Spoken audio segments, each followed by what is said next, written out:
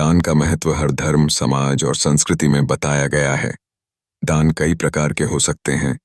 धन दान, अन्न दान, वस्त्र दान, रक्तदान, भूमिदान आदि। लेकिन इन सब में सबसे बड़ा और श्रेष्ठ दान विद्या दान, ज्ञान दान माना जाता है। विद्या दान का महत्व यह है कि यह किसी व्यक्ति को आत्मनिर्भर बना सकता है।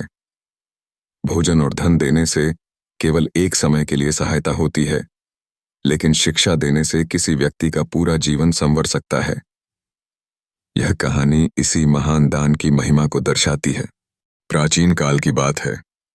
दक्षिण भारत में अमर सिंह नामक एक प्रतापी राजा राज्य करता था। वह बहुत दयालु, परोपकारी और न्यायप्रिय था।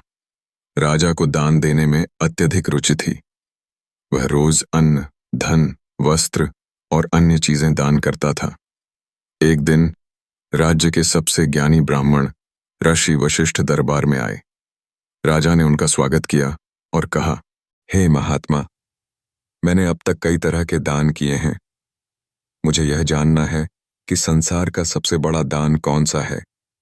ऋषि वशिष्ठ मुस्कुराए और बोले, हे राजन, संसार में सबसे बड़ा दान विद्या दान होता है, क्योंकि यह मनुष्य के जीवन को पूरी तरह से बदल सकता है। राजा को यह सुनकर आश्चर्य हुआ। उसने कहा, लेकिन महात्मन, धन दान से कोई गरीब व्यक्ति अमीर बन सकता है, अन्न दान से कोई भूखा व्यक्ति जीवित रह सकता है, वस्त्र दान से कोई ठंड से बच सकता है, फिर विद्यादान सबसे बड़ा कैसे हुआ? ऋषि वशिष्ठ ने राजा को एक कहानी सुनाने का निश्चय किया। एक समय की बात है। काशी राज्य में सत्यनारायण और दीनानाथ नामक दो मित्र रहते थे। दोनों बहुत गरीब थे, लेकिन मेहनती थे। उन्हें रोज खाने के लिए भी संघर्ष करना पड़ता था। एक दिन दोनों ने निर्णय लिया कि वे किसी अन्य राज्य में जाकर काम करेंगे और अपने जीवन को सुधारेंगे। वे एक नए नगर में पहुंचे, जहां दो अलग अलग रास्ते थे। एक रास्ता राजमहल की ओर जाता था, जहां रोज गरीबों को भोजन दिया जाता था। दूसरा रास्ता एक गुरुकुल की ओर जाता था। आगे गरीब विद्यार्थियों को निःशुल्क शिक्षा दी जाती थी। सत्यनारायण ने भोजन का रास्ता चुना और राजमहल चला गया। वहां उसे प्रतिदिन भोजन और वस्त्र मिलते रहे। वह कुछ समय तक बहुत खुश रहा, लेकिन जैसे ही राजा की दान सेवा बंद हो गई, वह फिर से गरीब और भूखा हो गया।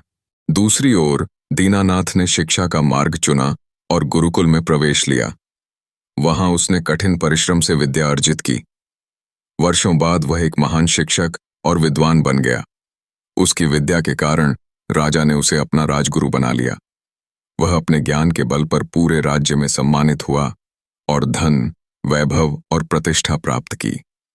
कुछ समय बाद सत्यनारायण को फिर से भोजन के लिए दर दर भटकना पड़ा, तो वह अपने मित्र दीनानाथ से मिलने पहुंचा।